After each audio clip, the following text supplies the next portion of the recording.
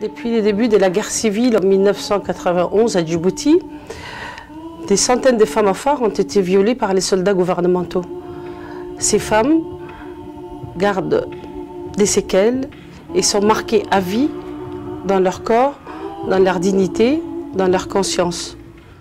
Des viols, il y en a eu dans ma famille, dans mon village.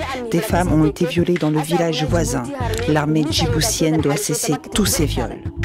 Stop, stop, stop, toutes les exactions dans les 3 pays où vivent les femmes afars. Stop, stop, stop, tous les viols commis par les soldats sur les femmes afars. Les violeurs en prison, stop à l'impunité. Il faut que le monde entier sache ce qui nous est arrivé.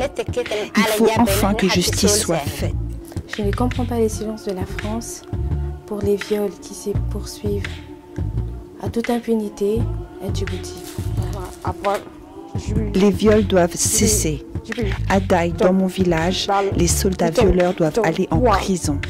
Nous avons entamé cette grève de la faim pour exiger que ces viols soient enfin reconnus comme crimes de guerre. Nous réclamons une enquête internationale sur toutes les exactions à l'encontre des femmes à Djibouti. Et enfin, nous demandons la fin de l'impunité pour les soldats violeurs. Ces viols se poursuivent en toute impunité jusqu'à ce jour. Ici, en France, la mobilisation est importante, elle augmente chaque jour.